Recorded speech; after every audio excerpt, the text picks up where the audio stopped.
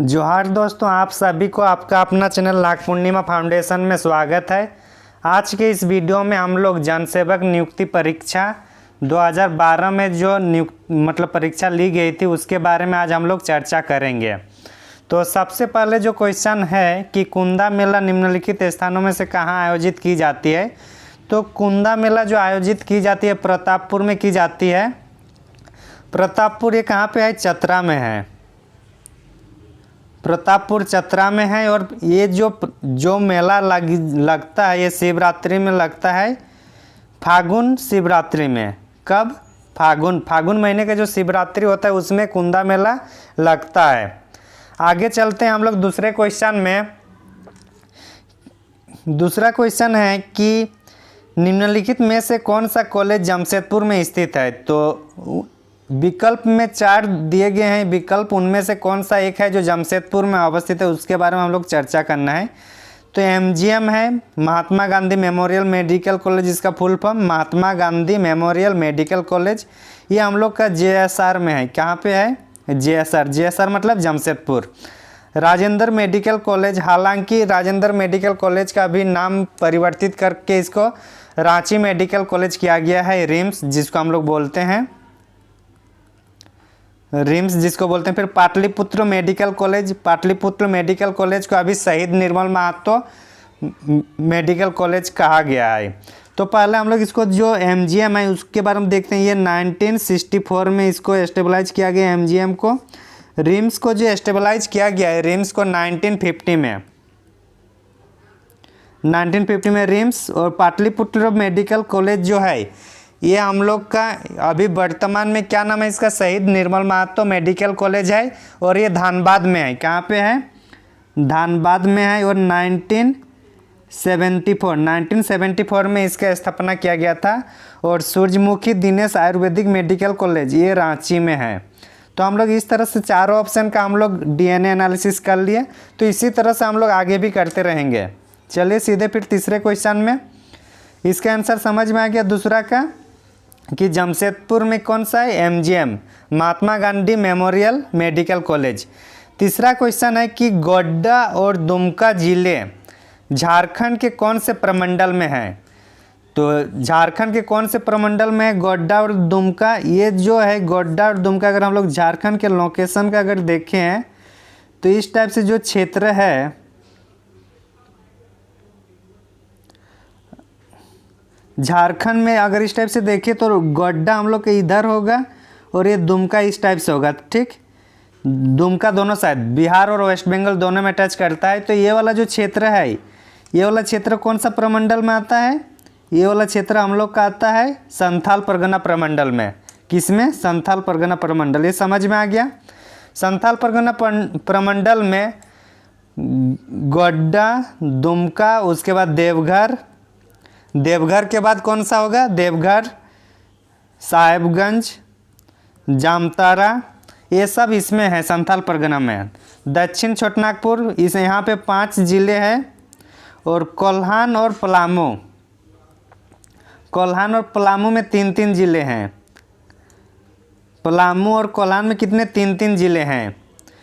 कोल्हान में पूर्वी Singhbhum, east Singhbhum, waste Singhbhum और सरायकेला खरसवां। जबकि पलामू में खुद पलामू एक, फिर गढ़वा और एक चतरा।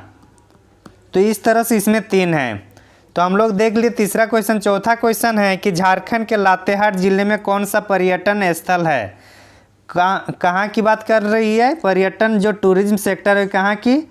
लातेहार की। लातेहार में कौन सा टूरिज्म सेक्टर है ये पूछ रहा है क्वेश्चन में। तो देवरी मंदिर हम लोग कहाँ पे है? देवरी मंदिर हम लोग का तमार में है। तमार में कौन सा? देवरी मंदिर। सूर्य मंदिर कहाँ पे है? बुंडू में है। बुंडू ये दोनों मतलब रांची जिला में है। राजरप्पा मंदिर ये कहाँ पे है? रामगढ़ में है। और नेतरहाट जो बचा, जब तीनों अलग अलग है तो चौथा ऑब्वियसली ऑफकोर्स कहाँ पे होगा? वो लातेहार में होगा। वैसे नेतरहाट कहाँ पे? लातेहार में है। नेतरहाट की अगर इसकी और विशेषताएं की बात की जाए तो नेतरहाट में झारखंड की सबसे ज़्यादा बारिश होती है। सबसे ज़्यादा रेनफॉल होती है नेतरहाट में और सबसे ठंडा एरिया भी नेतरहाट ही है झारखंड का। तो इस तरह से हम लोग चारों ऑप्शन के बारे में हम लोग विशेष नहीं कुछ बात किए। आगे चलते हैं 5वां क्वेश्चन कि झारखंड में विधानसभा निर्वाचन क्षेत्रों की संख्या कितनी है। टोटल 81 जो सीट है उसमें चुना जाता है और पहले और एक था, मतलब टोटल पहले 82 सीट था, मतलब 82 जो सदस्य थे एमएलए, अभी वर्तमान में 81 ही है क्योंकि 104 संविधान संशोधन 104 कॉन्स्टिट्यूशनल अमेंडमेंट एक्ट जो 2019 में लाया गया था उसके तहत अभी एंग्लो इंडियन की नियुक्ति नहीं होती है। तो इस तरह से अभी वर्तमान में जो एमएलए होगी वो 81 है और जो निर्वाचित क्षेत्र जो है वही 81 ही रहेगा। पहले एक एक्स्ट्रा होता था, पहले 82 था, अब कितना होगा, अब ओनली 81 होगा। समझ में आ गया होगा। आगे चलते हैं हम लोग 6ठा क्वेश्चन की भारतीय संसद में झारखंड के लिए अलग राज्य के रूप में किस वर्ष विधेयक पास किया गया। जब भी कोई राज्य बनता है या राज्य का पुनर्निर्माण होता है या उसका राज्य का मतलब अलग अलग किया जाता है तो संसद में एक साधारण विधेयक लाकर उसको पास किया जाता है। तो इसके लिए जो भारत के सदन में कब आया और भारत के संसद में आने से पहले बिहार के जो विधानमंडल है विधानसभा बिहार में, तो बिहार में कब लाया गया उसको पहले देखते हैं। बिहार में जो लाया गया था 25 अप्रैल 2000 को बिहार विधानसभा में पारित कर दिया गया। फिर उसके बाद हम लोग लोकसभा भेजे उसको, फिर लोकसभा में इसको किया गया कितने, लोकसभा में 2 अगस्त 2000 को लोकसभा में, फिर राज्यसभा में जो किए 9 अगस्त 2000 और फाइनली जो मतलब राष्ट्रपति ने जो स्वीकृति दी वो थी 25 अगस्त को 25 अगस्त को राष्ट्रपति ने स्वीकृति दी। तो इस तरह से अगर हम लोग देखें तो जो 25 अगस्त को राष्ट्रपति ने स्वीकृति दी तो वही उसी टाइम उसको संसद में पारित कर दिया गया माना जाएगा। और ये मतलब जैसे राष्ट्रपति ने पारित कर दिया तो क्या हुआ, विधेयक बन गया और इस तरह से झारखंड अलग राज्य बन गया। तो हम लोग इसमें देख लिए कि कब ये विधेयक पारित कर दिया गया, 2000 में। समझ में आ गया। भारतीय संसद ने झारखंड के लिए अलग राज्य के रूप में किस वर्ष पारित कर दिया गया, 2000 को। आगे चलते हैं। फिर 7वां क्वेश्चन है कि राजा जयसिंह जिन्हें खुद को 13वीं सदी में झारखंड का शासक घोषित किया, अपने आप को झारखंड का शासक घोषित किया, किसने खुद को झारखंड का शासक घोषित किया, कौन, राजा जयसिंह ने। तो ये किस राज्य से थे, तो ये जाहिर सी बात है पहले अगर हम लोग का आइडिया नहीं भी रहे तो 2 ऑप्शन हम लोग यहाँ से हटा सकते थे। मान के चलिए जयसिंह जो था उनके बारे में हम लोग कुछ जानकारी नहीं है तो फिर भी हम लोग 2 चीज़ हटा सकते थे। कौन कौन सा, एक राजस्थान, क्योंकि राजस्थान से तो यहाँ आएगा नहीं उतने दूर से, दिल्ली से भी नहीं आएंगे, बचा बंगाल और उड़ीसा। मतलब हम लोग 50-50% में अब आ गए, या तो ए हो गया या सी। इस स्थिति में क्योंकि हम लोग अगर नहीं भी पढ़े तो दिल्ली और राजस्थान को हटा देंगे क्योंकि उतने दूर से यहाँ नहीं आएंगे। तो अगर कुछ भी नहीं आता तो फिर भी हम लोग 50-50 गेम खेलते हैं। लेकिन हम लोग को जब पता है ये उड़ीसा का है तो हम लोग उड़ीसा मारेंगे। कितना, इसके आंसर क्या होगा, जो राजा जयसिंह थे वो कहाँ के थे, उड़ीसा के रहने वाले थे, जो खुद को अपने आप को झारखंड का शासक का। 13वीं सदी का ही जो ताम्रपत्र है, 13वीं सदी के ताम्रपत्र में झारखंड का पहली बार उल्लेख किया गया है। झारखंड का पहली बार उल्लेख किस में किया गया है, 13वीं सदी के ताम्रपत्र में। आगे हम लोग 8वें क्वेश्चन की ओर चलते हैं। 8वां क्वेश्चन है कि निम्नलिखित में से किस शहर को टेल्को और टिस्को शहर के रूप में जाना जाता है। तो टिस्को टेल्को कहाँ है उसके बारे में चर्चा करना है। तो टेल्को और टिस्को जो है हम लोग का कहाँ पे है, जमशेदपुर में है। तो आंसर क्या होगा, जमशेदपुर। धानबाद में अगर देखें तो क्या है, धानबाद में ISM Indian school of mines, Indian school of mines कहाँ पे है, Indian school of mines Dhanbad में। बोकारो में क्या है, बोकारो स्टील प्लांट जिसको सेल का अभी सेल के अंतर्गत आया है। और रांची में क्या है, मेनली HEC। तो इस तरह से हम लोग बाकी के लोकेशन भी थोड़ा बहुत देख लिए। तो इसका 8वां का आंसर क्या होगा? जमशेदपुर। आगे चलते हैं। प्रसिद्ध टैगोर जो हिल स्टेशन है, प्रसिद्ध टैगोर हिल स्टेशन है, ये किस शहर की सीमा पर अवस्थित है? तो जो रांची जो है, रांची जिले के पश्चिमी सीमा पर टैगोर हिल स्टेशन अवस्थित है। और ये जो रविंद्रनाथ टैगोर के उनके भैया मतलब बड़े भाई उनसे संबंधित है। वो यहाँ पे आके मतलब यहाँ पे आकर क्या बोलते हैं उसको, ध्यान करके रहते थे। तो आगे चलते हैं फिर। 10वां क्वेश्चन है कि केंद्रीय खनन एवं ईंधन अनुसंधान संस्थान कहाँ में अवस्थित है? तो केंद्रीय खनन और ईंधन अनुसंधान संस्थान ये हम लोग का धनबाद में है। यहाँ पे धनबाद में है। अनुसंधान संस्थान की बात किया जाए तो जमशेदपुर में एक है एनएमएल। क्या है? NML, national metallurgy laboratory. तो जो केंद्रीय खनन एवं ईंधन अनुसंधान संस्थान कहाँ पे? धनबाद इसका आंसर होगा। आगे चलते हैं फिर। झारखंड में सरहुल किस रूप से जाना जाता है? जो सरहुल एक पर्व है ना, तो पर्व है तो ये आभूषण नहीं होगा, जाहिर सी बात है। नदी भी नहीं होगा, पंछी भी नहीं होगा, तो क्या होगा? ये सरहुल एक पर्व है, उत्सव के रूप में जाना जाता है। झारखंड का एक विशेष त्योहारों में से एक सरहुल को माना जाता है। 12वां क्वेश्चन है कि किस त्यौहार के दौरान जनजाति महिलाएं पूरे दिन पुरुष के कपड़े पहनकर पशुओं की शिकार करती है? जैसे शिकार की बात करती है, शिकार को हम लोग सेंद्रा कहा जाता है जनजाति भाषा में। तो जैसे कि कर्मा में तो शिकार की नहीं जाती है। छठ पूजा झारखंड का क्षेत्रीय पूजा नहीं है, तो यहाँ इस ऑप्शन का कोई आंसर नहीं आएगा। मनसा पूजा में सांप माँ की जो मतलब नाग माँ की उसमें पूजा की जाती है, तो वो नहीं होगा। तो आंसर क्या होगा? फाइनल होगा कौन सा? मुक्का सेंद्रा। ठीक, आगे चलते हैं हम लोग 13वां क्वेश्चन में कि जनवरी 2010 से 2011 तक झारखंड के एमओ हसन फारूक मेरिकर कौन से पद का ग्रहण किया? तो ये 2012 में क्वेश्चन आया था एग्जाम। तो उस टाइम जो ये हमारे जो ये राज्यपाल बने थे उनके बारे में है। तो इससे मतलब ये समझ में आ रहा है कि जो राज्यपाल वगैरह जो नियुक्ति होती है उससे भी क्वेश्चन पूछा जा सकता है। इसके ट्रेंड से हम लोग वही पता चल रहा है ना। तो हम लोग को सिर्फ एनालिसिस या डिस्कशन ही नहीं करना है, बल्कि ट्रेंड को भी देखना है। तो ये समझ में आ गया।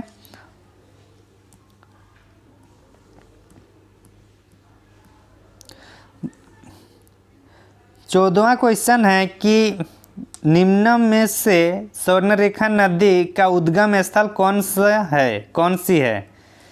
तो स्वर्णरेखा नदी के बारे में पूछ रहा है। स्वर्णरेखा नदी ये दुधवा हिल्स तो नहीं होगा, ये हम लोग का सांथाल परगना में है। बंस हिल्स भी नहीं होगा, रायसेना हिल्स भी नहीं होगा।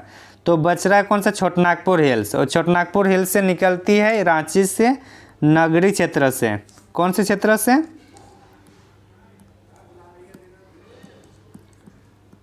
नगरी क्षेत्र से कौन निकलती है? स्वर्णरेखा नदी। और कहाँ जाके ये मिलती है? ये बंगाल की खाड़ी में, बंगाल की खाड़ी में मिलती है। ये झारखंड के एकमात्र ऐसा नदी है जो स्वतंत्र रूप से बंगाल की खाड़ी में मिलती है। इसका मतलब है कि स्वर्णरेखा नदी किसी और बड़े नदी की सहायक नदी नहीं है, ये खुद ब खुद जाती और बंगाल की खाड़ी में मिलती है। स्वर्णरेखा नदी और खरकाई नदी के बीच में कौन सा है औद्योगिक क्या? इसका नाम बताइएगा आप लोग कमेंट करके। आगे चलते हैं हम लोग 14 क्वेश्चन के बाद।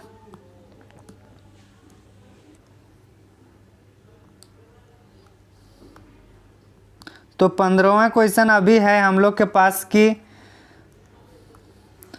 2011 की जनगणना के अनुसार झारखंड में साक्षरता दर क्या है? इसका मतलब हम लोग को क्या है कि जो जनगणना का जो डेटा है उसको हम लोग को याद रखना है, जनगणना वाला। तो 15 में जो है कि उसका आंसर क्या होगा? 66.4। 66.4 जो है जनगणना में जो कुल साक्षरता दर है स्त्री और पुरुष दोनों मिलाकर। आगे चलते हैं, इसी का जनगणना का ही और एक है कि 2011 की जनगणना के अनुसार झारखंड में लिंगानुपात क्या है। लिंगानुपात 9:9 है। लिंगानुपात मतलब प्रति 1000 लड़कों में या प्रति 1000 पुरुषों में महिलाओं की संख्या कितनी है। प्रति 1000 मेल में फीमेल की संख्या कितनी है, इसको लिंगानुपात में दर्शाया जाता है। तो मतलब देख रहे हैं ना, क्योंकि कोई ये 2012 में एग्ज़ाम हुआ था और 2011 में सेंसस आया, तो उसके जस्ट बाद 2-3 क्वेश्चन देखने को मिल रहे हैं लगातार। 17 वाला भी वही है कि 2011 की जनगणना के अनुसार झारखंड में सर्वाधिक आबादी वाला जिला कौन सा है। तो मतलब ये डेटा बहुत इम्पोर्टेंट है, इसको इम्पोर्टेंट इससे इसको याद रखना ही होगा जो सेंसस है, क्योंकि अभी अगर आप लोग सेंसस याद नहीं करके रखिएगा और ये एग्ज़ाम अगर किसी तरह से मतलब कुछ भी हो जाता है ऊपर नीचे, तो फिर दूसरा एग्ज़ाम दीजिएगा तो फिर आपको याद रखना होगा। तो इससे अच्छा है कि इसी एग्ज़ाम को अच्छा से प्रिपेयर करके अपियर हो जाइए, तो ताकि कुछ भी किंतु परंतु की बात ना हो और आप लोग को दोबारा जनसंख्या से संबंधित डेटा को याद रखना ना पड़े। तो 17वां क्वेश्चन क्या है कि 2011 की जनगणना के अनुसार झारखंड में सर्वाधिक आबादी वाला जिला कौन सा है। तो इसका आंसर जो होगा हम लोग का रांची होगा। कौन सा? रांची सर्वाधिक जनसंख्या वाला क्षेत्र है। अगर क्षेत्रफल की दृष्टिकोण से बोलेगा तो कौन सा होगा? क्षेत्रफल में सबसे ज़्यादा क्षेत्रफल किसका है? वेस्ट सिंहभूम। वेस्ट सिंहभूम है ना। उसके बाद गुमला और गुमला के बाद रांची। तो रांची क्षेत्रफल के दृष्टिकोण से तीसरा नंबर पर है और जनसंख्या के दृष्टिकोण से पहला नंबर पे है। 18वां क्वेश्चन है कि झारखंड में उच्च न्यायालय कहाँ अवस्थित है। झारखंड में उच्च न्यायालय कहाँ अवस्थित है? तो ये रांची में है। रांची हाईकोर्ट मतलब झारखंड हाईकोर्ट रांची है। और इसका गठन कब हुआ था? 15 नवंबर 2000 को। 15 नवंबर 2000 को रांची हाईकोर्ट, झारखंड हाईकोर्ट का गठन हुआ है। झारखंड हाईकोर्ट का गठन कब हुआ है? 15 नवंबर 2000 को। मतलब जिस दिन झारखंड के स्थापना दिवस मनाया गया उसी दिन हमारा जो उच्च न्यायालय है झारखंड का, उसका भी स्थापना उसी दिन हुआ है। 19वां क्वेश्चन देखते हैं। चलिए हम लोग 19वां क्वेश्चन है कि झारखंड में आयोजित 34वें खेलों के उद्घाटन समारोह कहाँ आयोजित किया गया था। मतलब ये आयोजित समारोह की बात कर रहा है। आयोजित समारोह ना, आयोजित समारोह की बात कर रही है 19वां क्वेश्चन। तो इसको हम लोग देखते हैं 34वां। और ये कौन सा? उद्घाटन समारोह। ये उद्घाटन समारोह कहाँ पे हुआ था? रांची में हुआ था। अब इसमें थोड़ा प्रकाश डालते हैं हम लोग। और रांची में जो उद्घाटन समारोह हुआ था तो इसका उद्घाटन करता कौन था? तो राज्यपाल थे उस टाइम। राज्यपाल ने उद्घाटन, जो उद्घाटन करता था वो राज्यपाल ने किए थे उद्घाटन। आगे इसमें और देखते हैं कि यहाँ जो मैच हुआ था वो मैच सिर्फ और सिर्फ, मैच जो था वो सिर्फ और सिर्फ क्या? अच्छा, इसमें राज्यपाल का नाम भी हम लोग एक बार देख लेते हैं तो अच्छा रहेगा। MOH जो फारूक थे, MOH फारूक, MOH फारूक जो थे ये उद्घाटन करता था, क्योंकि राज्यपाल थे तत्कालीन राज्यपाल हम लोग के। इसमें और एक जो देखेंगे कि ये मैच कहाँ कहाँ खेला गया था। तो रांची, फिर रांची, जमशेदपुर और धनबाद, 3 जगह में 34वें राष्ट्रीय खेल आयोजन किया गया था। और ये कब था? 12 से लेकर 26 फरवरी। 12 से लेकर 26 फरवरी कब? 2011 में। 2011 में राष्ट्रीय खेल जो हुआ था झारखंड में, उसमें 12 से लेकर 26 फरवरी हुआ था। इसमें अगर देखा जाए कि इसका जो शुभंकर जो था वो क्या था? छौवा। शुभंकर कौन थे? छौवा। शुभंकर का नाम क्या है? छौवा है ना। शुभंकर का नाम क्या है? छौवा। छौवा मतलब ये हिरण का बच्चा है, हिरण का बच्चा छौवा, ये शुभंकर थे। साथ ही साथ अगर देखा जाए कि झारखंड टीम का जो नेतृत्व करते थे, टीम का नेतृत्व कौन करते थे? टीम का नेतृत्व बिमल लकड़ा। कौन? बिमल लकड़ा। तो इस तरह से हम लोग देख लिए कुछ कुछ चीज़ें। और हम लोग अब देखते हैं कि झारखंड में ठेकुआ किस रूप से जाना जाता है। झारखंड में ठेकुआ किस रूप से, जो ठेकुआ ज़्यादातर हम लोग के इधर जो उत्तरी छोटनागपुर साइड ज़्यादा इसको बनाया जाता है, या फिर छठ पूजा के आसपास जो बनाया जाता है ठेकुआ, ये हम लोग का मिठाई व्यंजन के रूप में यूज की जाती है। तो इस तरह से हम लोग 20 क्वेश्चन देख लिए हैं। बाकी और 1-2 क्वेश्चन है उसको भी हम लोग देख लेते हैं। चलिए 22वां क्वेश्चन है कि निम्न में से किस त्यौहार को झारखंड में बीज बोने के त्यौहार के रूप में मनाया जाता है। अगर आप लोग गांव से संबंधित है तो आप लोग को याद होगा कि जो रोहिन एक पूजा होता है, रोहिन पूजा के दिन में जो एक छोटा सा खेत होता है, खेत में मतलब एक छोटा सा जहाँ बिहीन गाड़ी बोलते हैं, बिहीन गाड़ी में अगर मतलब बारिश हुई होती तो वहाँ पे बिहीन बीज बोई जाती है। अगर बारिश नहीं होती है, इससे धूप रहता है, तो वहाँ पे एक छोटा सा जगह में धान को वहाँ पे बोया जाता है। तो ये कब किया जाता है, ये रोहिन में। तो ये समझ में आ गया। बिरसा मुंडा कौन थे, तो बिरसा मुंडा हम लोग के कौन थे, आदिवासी नेता। आदिवासी नेता कौन थे, बिरसा मुंडा। इसने मुंडा विद्रोह या फिर उलगुलान जो विद्रोह है उनको ये किए थे नेतृत्व, उलगुलान। तो इस तरह से आज के वीडियो में हम लोग जनसेवक नियुक्ति परीक्षा जो 2012 में ली गई थी, उन झारखंड से संबंधित प्रश्न पूछा गया था, उसको हम लोग चर्चा किए। अगर आप लोग को इस तरीके से जो डिस्कशन पसंद आ रहा है तो ज़रूर चैनल को सब्सक्राइब करें और बाकी फ्रेंडों को भी शेयर करें, शेयर करना ना भूलें। और हमारे चैनल में जुड़ रही है। आज के जो हम लोग क्लास अपलोड कर दी है वो झारखंड के इतिहास में बौद्ध धर्म से संबंधित जो वीडियो क्लास लेक्चर है उसको हम लोग आज के क्लास में मतलब आज यूट्यूब चैनल में अपलोड कर दिए हैं। अगर आप लोग निःशुल्क पढ़ना चाहते हैं जेपीएससी या जेएसएससी संबंधित, तो पूरी जो सिलेबस है वो कंप्लीट कराई जाएगी इसी चैनल के माध्यम से। तो आप लोग ज़रूर जान के। Thank you for watching.